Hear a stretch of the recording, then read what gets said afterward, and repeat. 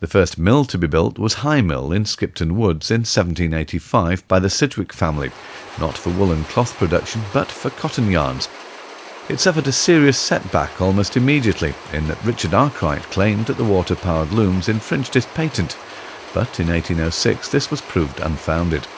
The mill changed from water power to steam power in 1825. It closed in 1890 and was demolished, although the mill dams remain.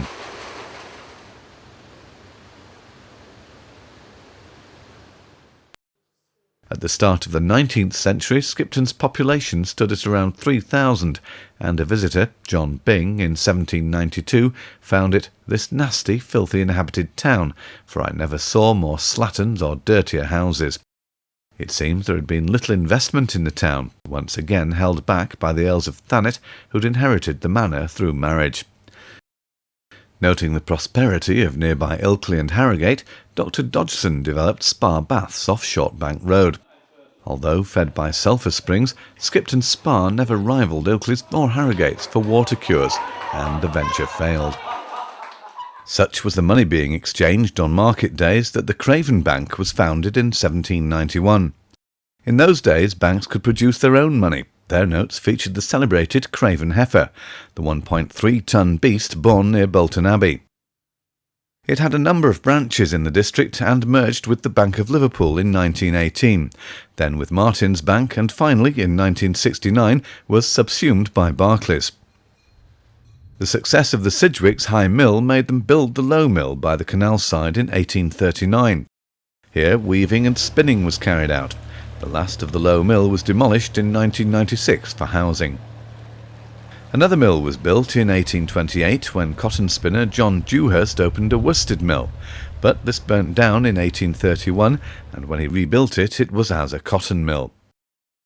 There was great feeling against these mills as they were taking away the livelihood of the independent weavers, croppers, and other associated trades. A power loom could do in a day what a hand loom weaver could do in a week. This came to a head in 1842, when a band of 3,000 people walked from Lancashire to pull the plugs on the boilers at the Skipton Mills, which they did at Sidgwick's and Dewhurst's. Troops were called in, and the Riot Act was read before the mob dispersed. But progress couldn't be checked, and Dewhurst in 1854 built a weaving shed for 385 looms, and then the 5-storied Bellevue Mill in 1870. They became the town's biggest employers, with around 900 workers. The company made sewing cotton that went under the Silco brand. It was a mix of cotton and silk that gave its thread a unique lustre. With the growing population that had increased by 2,000 to almost 5,000 in the 1820s, fresh water was an issue. The water from the becks and wells had become polluted by the insanitary conditions in the town. A small reservoir was built in 1818, followed by another in the area of Shortbank Close in 1823. These didn't meet demand, and in 1854 Jenny Gill Reservoir was dug, followed by Winnie Gill in 1876. But it still wasn't enough, so the 140 million gallon capacity Empsey Reservoir was created.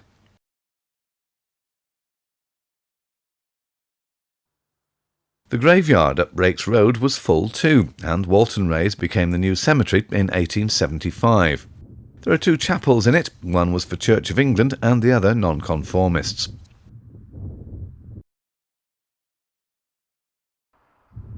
In 1847, the Leeds-Bradford Railway Company built a line to the town to link with the East Lancashire Railway line that ran through Colne and on to Morecambe. The original station stood where Tesco's is today.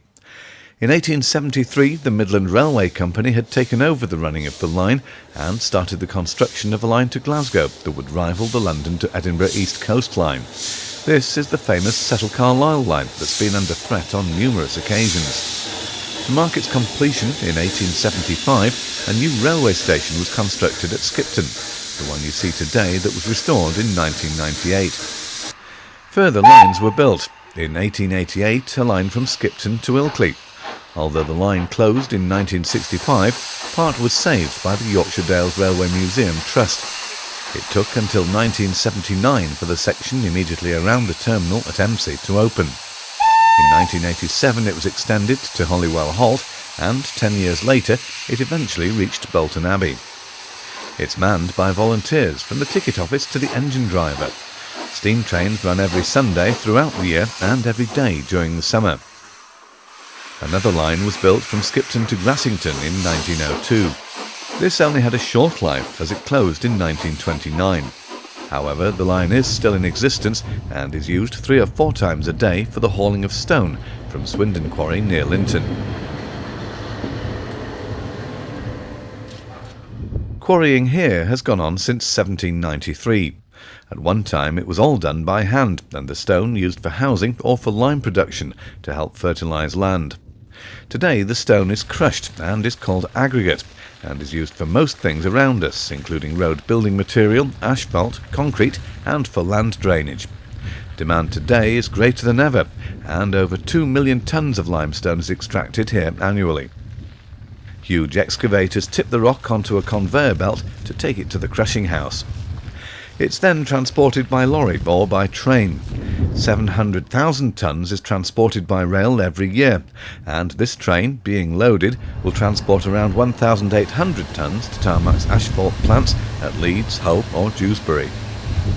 The quarry will close around the year 2020, and the site will be transformed into a nature reserve. The coming of the railway and the new investment in the town can be attributed to one factor: the death of Lord Thanet in 1849. The estate now passed to the Tufton family, who lived in Kent. They had a very different attitude towards land ownership. They granted 99-year leases and sold lands in the town. This had an immediate effect. More mills were built. Both Union Mill off Keighley Road and Broughton Road Mill were established for small textile-related companies. 2 successful companies spun out from these mills. Samuel Farey built Firth Mill off Sackville Street, and George Walton built Alexandra Mill off Keighley Road. William Wilkinson built Victoria Mill in 1847 as a corn mill, and Park Mill was built in 1889, unusually built away from the canal. The demand for labour was met with people coming from the outlying villages and beyond. To house them, rows of terraced houses were built in the new districts of Newtown and Middletown. Sanitary conditions were improved, with the rows of houses having outside toilets in the backyards. Further houses were squeezed in the centre of the town. Yards of houses were built along the Ginnels, such as Hallam's Yard, named after the builder. Although prime properties today, you must remember that some of these houses may have accommodated up to a dozen people, and that there were no bathrooms or modern conveniences. The air would be smoke-laden, not just from burning coal to heat and cook, but also from the mill chimneys. Fires at mills were frequent, necessitating a fire brigade. It's no wonder that with hard living conditions and long hours of work, that men found solace in the local pubs. We've already seen the oldest, the Red Lion, although it's thought that the Black Horse has been on this site since 1659. The date stone includes the arms of the Butchers' Guild. RG stands for Robert Gudgeon, who built it. The Cock and Bottle on Swadford Street was a pub in 1729. Even this place of respectability was a pub, the Bay Horse.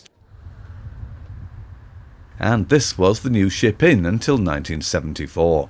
These pubs were not only frequented by mill workers at night, but during the day by farmers coming to sell their cattle in the market on Tuesdays and making a full day of it, and also at special markets such as the Autumn Horse Fair and the pig markets held at other times of the year. Many of these pubs would have brewed their own beer. In 1816, Christopher Scott opened the Skipton Brewery. This closed just after World War I, when it was then owned by Bentleys. The tradition of brewing was revived in 2002, when the Copper Dragon Brewery opened.